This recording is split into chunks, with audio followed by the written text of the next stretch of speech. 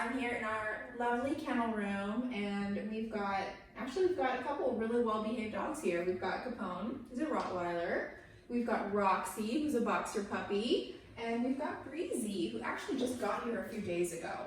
I'm making this video with Pony specifically, and basically it's going to be how to approach the crate, get your dog dressed, and get them out, and then call them back in, get them back in the kennel, hands-free, confrontation-free, stress-free, without raising your voice, without having to bribe them to go back in, no grabbing collars and pulling them in, just a fuss-free way to do things.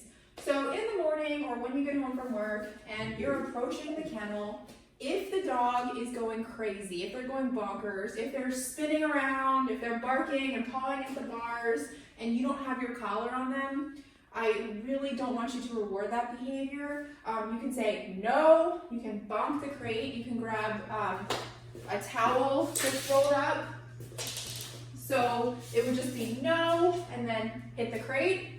You can also try kneeling down, starting to open the door, and if they're being pushy and like nosing their way through, as you're starting to open the door, you're going to close it again forcefully. Okay, and you're going to do that until the dog relaxes. You're not going to reward the dog by letting them pummel out of the crate. So you don't stop as many reps as you need to take until you get this. And if you put this on repeat, this is what you're going to get every single time. This is no coincidence. This is not magic. This is because we've actually trained him that the way you come out of the kennel is by polite behavior. You can get this at home too, but it's going to take earning that respect and patterning that behavior. All right? So, again, we're going to approach the crate. No rushing out. Good boy. First thing you want to do is put on your tools. Okay? Get your e-collar off the charger. Turn it on. Pair it.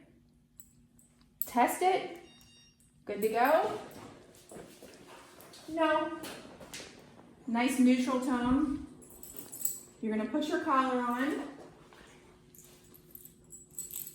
Make sure it's nice and snug. Okay.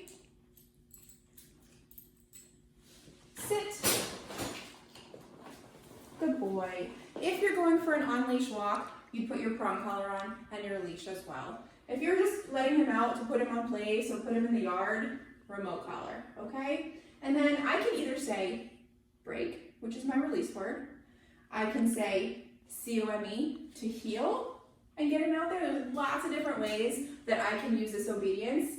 I'm going to try a recall to a sit at the front door over here, okay? Come.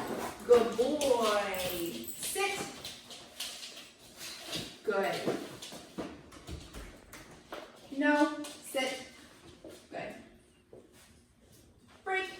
When I'm ready for my dog to come back in, rules still apply. He can't just bolt back in the house. And this was actually a huge issue with Capone prior to training. He was always in this state where he was rushing around everywhere. He was knocking over the housemates' dogs. He was just barreling. Sit.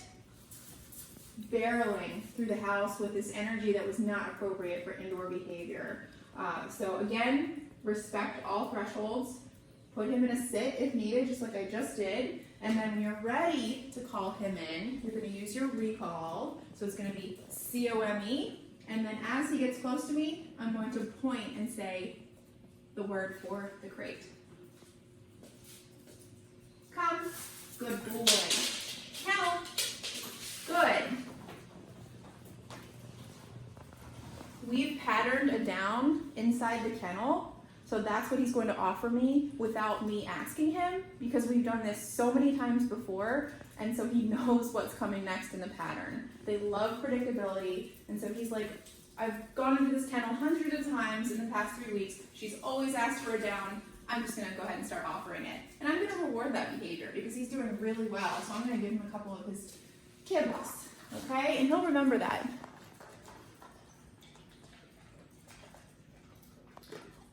All right, so I'm going to go ahead. Let's say I'm leaving the house. I'm going to take the collar off. Good boy.